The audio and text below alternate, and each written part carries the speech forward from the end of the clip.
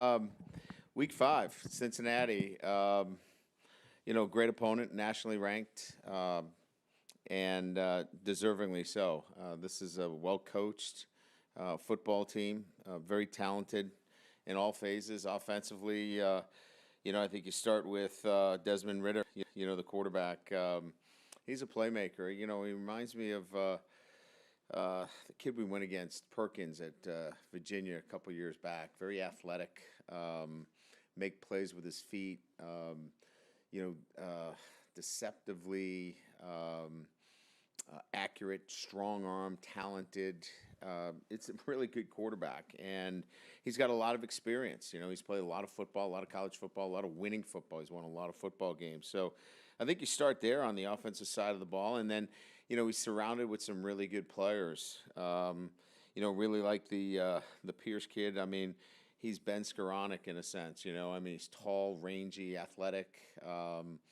Runs really, really good routes. Two outstanding tight ends that are really part of what they do. And then Ford is a big play guy. He had a huge run against Georgia, I think 79-yard run. So he's got the speed to, break away from talented players. So this is a really good offense. Led by a veteran, talented quarterback. And I think we all know in college football, you start there. Veteran leadership at the quarterback position. Skilled players on the perimeter. They get speed at the slot. A go-to guy, and Pierce, two really good possession guys at the tight end position, and then a big play back. So there's enough there to really cause you some concern. From a defensive standpoint, they return a lot of veterans to a defense that obviously has a new defensive coordinator, but has a very, very similar scheme to what they've been running, and really a lot of good depth, from a defensive structure. In the back end of the defense, probably as talented as we're going to see. They're going to challenge every throw. You're going to get an assortment of different coverages. Really like Bryant. At corner to the field, and then Gardner into the boundary. Gardner's long, athletic, likes to press. So two really good corners. Up front, Malik Van, is physical, plays with great leverage. Sanders, the defensive end is 6'5" and athletic. So this is a really good defense with really, depth at all positions, so they can send 7 or 8 guys at you from a defensive standpoint in their front, which is a little bit unusual for most defenses today. And so great depth there. Linebacker play is excellent. Really like the way the Price kid is playing for them. Local kid out of Coleraine. He's really taken a step up. So veteran defense, really good speed, going to challenge in the back end. They are well coached. Luke has done a great job, obviously, at Cincinnati, and they're deserving of where they're ranked. This is, this is clearly, from our perspective, the best team that we've played up to this point. So with that, we'll open it up to questions. John Finneran, you're up first. Hi, Brian. I wonder if you can bring us up to date with your quarterback situation, the injury situation there with Cohn and Buckner. And then my other question would be, what did you see in your offensive line last week? And moving forward, where do you project some of the players will be? Yeah, the quarterback situation is such that, I think I mentioned after the game, if Jack is healthy, Jack would be our starter. But, Tyler felt really good yesterday at treatment. So he declared himself feeling really good. So that's good for us. That allows us to get him back into the mix. We'll see when we get on the field tomorrow. We're not on the field today, so I really can't give you an assessment of, how he is relative to throwing the football. I think tomorrow we'll make a decision on how he feels and how he looks. If he looks good, he'll be our starter, and Tyler Buckner will play like we had before we went into this game, this last game. If he can't, then Drew is ready to go, and it appears that Tyler is going to be in pretty good shape to play for us. So the two quarterback situation, it just depends on what two from that standpoint. The offensive line is, it is what it is. I mean, we're hoping to get Carmody back. Sunday check-in, felt like he was about 95%. So if we get him closer to 100% through the week, that makes us a better football team. So, again, I think that you're going to see rotation with Christoph again at the guard position. I think you're going to see, hopefully now with Carmody and Alt, you'll see 4 tackles playing. And, that's what we have on the offensive line, and those guys will continue to work together and continue to work to get better. Eric Hansen is next. Brian, I think sometimes when we ask you about a specific opponent, you just say, hey, I just play, whoever they have for me. I would imagine, though, you were involved in this scheduling. Were you? And if so, what was kind of the thought of wanting to play your old school? I think I've got games scheduled with Central Michigan as well coming up, and just wanted to, give those schools an opportunity if there was an opening on our schedule, and anytime we have those negotiations, the opportunity to play Notre Dame, and usually, those schools are, wanting to do that. So, when Jack and myself and Ron Paula sit down to talk about openings, I just thought it would be, for me, an opportunity to give those schools that gave me an opportunity a chance to play Notre Dame. And I know that you've going against another former player, but I want to ask you about Mike Denbrock, because you guys were together so long. You were together at the beginning. Yeah. Just maybe your thoughts about playing against him, what he's done at Cincinnati, and just your thoughts on him overall. Yeah, I think he's done an incredible job at Cincinnati. He's maintained a high level of offense at Cincinnati. If you look at, where they are, Mike has been, part of that ascent. Certainly they've played really good defense, and Marcus Freeman has been, obviously lauded for that. But Mike Denbrock's done an incredible job on the offensive side of the ball as well. And so maintaining that over a longer period of time, I've got a ton of respect for Mike. We're great friends, and we stay in constant contact, but we're great competitors too. He wants to beat us, and I want to beat him, and he wouldn't want it any other way. And last one from me on Jayson Ademilola. He seems like he's had a really productive year. I wonder how he's graded out for you, and is it difficult to maybe rotate with him as much, even with really good players behind him, just at the level he's playing? Yeah, he's playing at a high level. There's no doubt about that. He's extremely active. I think the one thing that you probably notice more than anything else is his, I want to use the right word, but his ability to just play with such a high motor. I mean, he is running to the football. I mean, there is no play off for him. And that kind of play for a guy that plays inside, it's unmistakable. You see it. Those big fellas running around and chasing down plays, when they arrive to the ball carrier, they make an impact, and it is felt. So, you're right to point out his play, but I think what's been even more impressive is the incredible extra effort that he's bringing to each and every snap. Tyler James is next. Continuing with the defensive line, Brian, the depth the team has shown there has been pretty impressive. Mm-hmm. What was your confidence in that going into the season, and what kind of performance did you get out of them against Wisconsin when it was certainly needed? Yeah, well, we we knew what we had with Howard Cross, and he was very difficult to block on Saturday. He was a guy that they had an outstanding center, and they had to double team him all day, and that freed up Jacob Lacey. Jacob Lacey was difficult to block.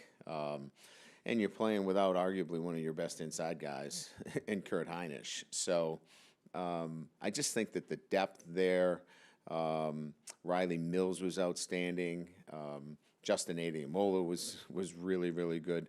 Alex Ahrensberger, got some playing time. I mean, there's a lot of depth there, and they play smart. They play to their traits, and Mike Elston does a really good job of keeping those guys ready to play. Like, I'll give you an example. Like, Alex would be down with us on the scout team for maybe 15, 20 plays, and then there'd be a runner coming down to get him because he's got to get work on, some pass rush or some third down. And so it's a really good system that's in there that Mike is keeping those guys ready. I wanted to ask you about Kyle Hamilton's passion. He's certainly, beyond his physical and mental abilities he displays, he seems to be a very fiery player. I think more and more as he gets more confident in his career. What do you see in that? He even said on his podcast, which I don't know if you've had a chance to listen to that. He was. I'm not on the podcast list yet. He mentioned that he was tearing up when Cam Hart got his interception because that's how close those guys are, and he was so excited for him.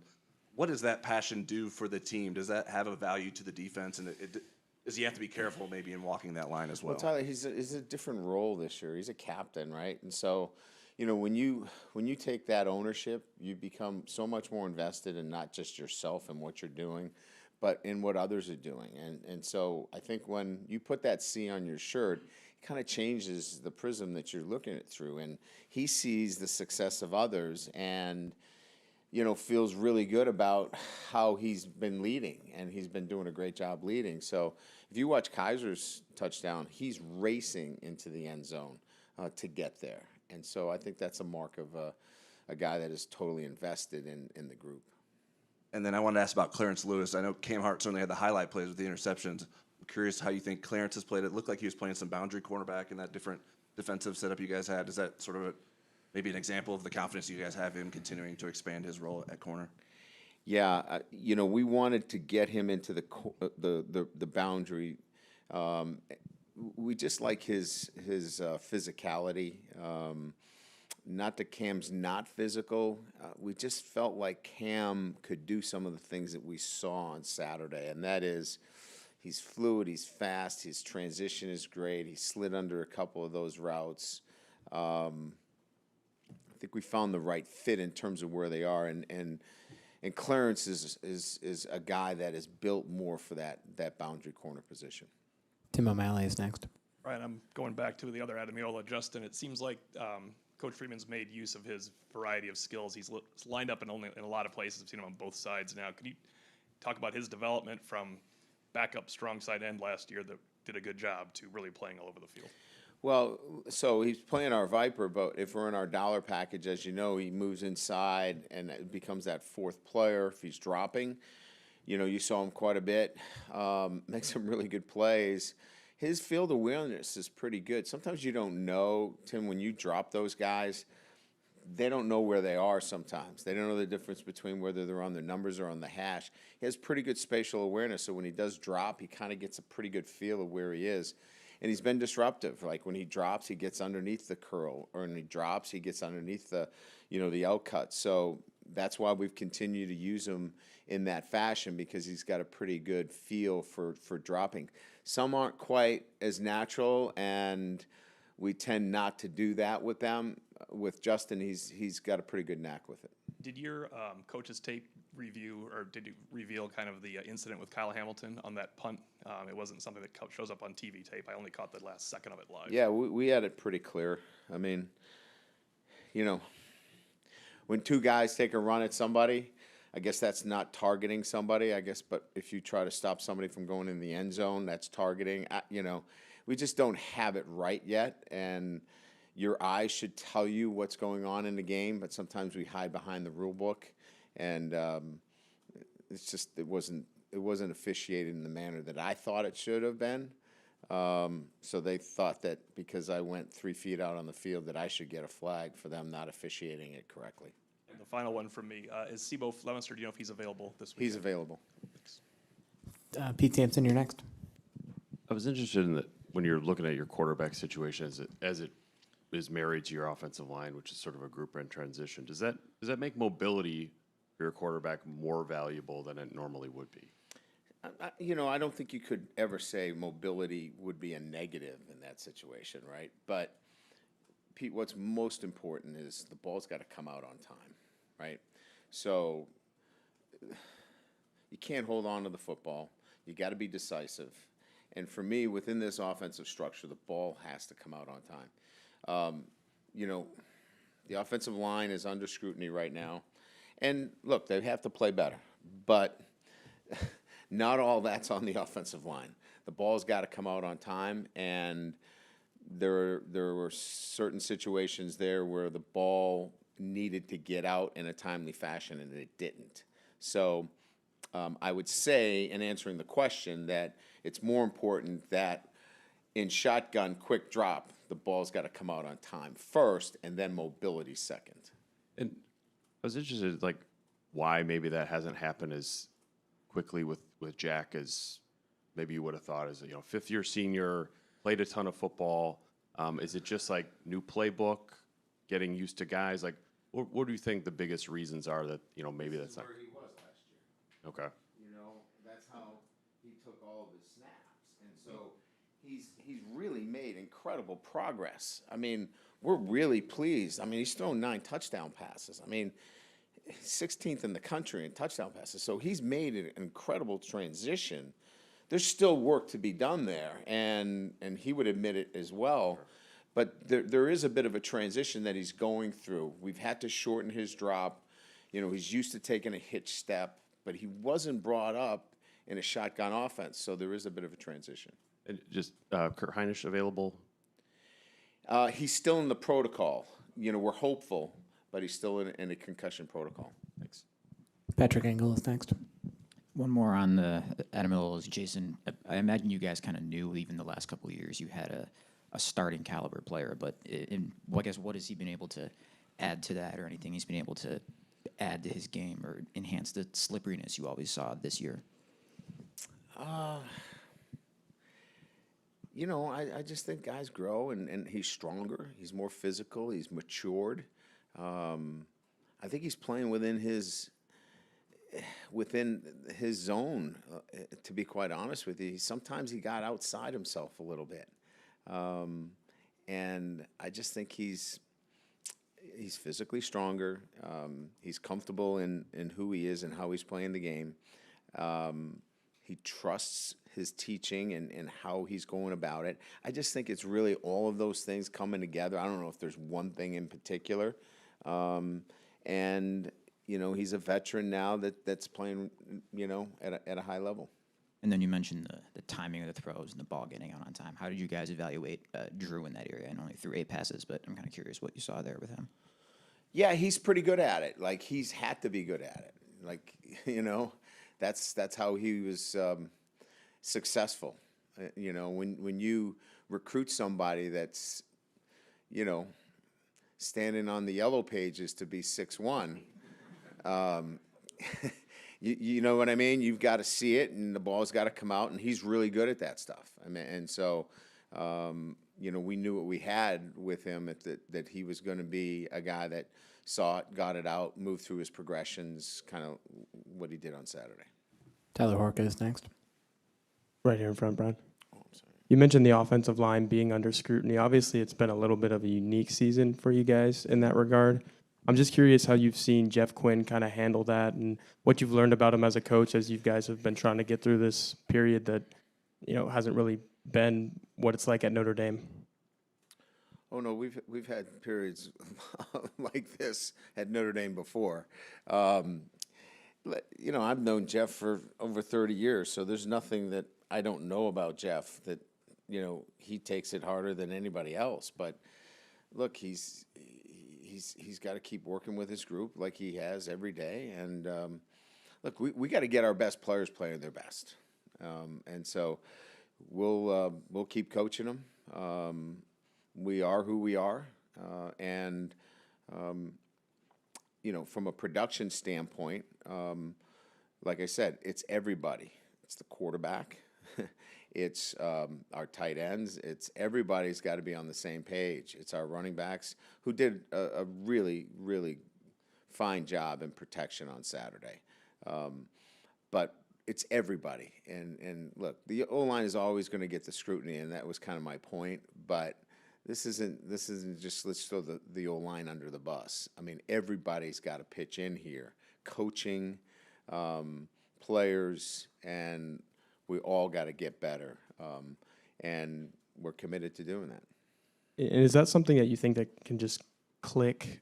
One game, maybe, everything clicks and everybody's on the same page, or is that something that's you've seen progressively been built up to and is getting closer, or where would you say that process Without is? getting too far down the line here, and the right side has been assignment correct. They've done a nice job. We got to be a little bit more consistent, on the left side, certainly, but they're a little bit inexperienced, and so we need to meet that consistency on the right side with the left side, and JP's got to bring that all together as well, and so it's a little bit of all those things. Those kids are working their tails off, and they have a standard too.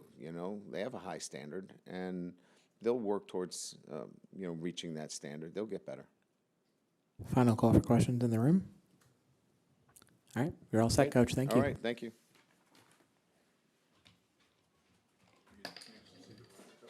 I watched a little bit of it but they were up by like eight points.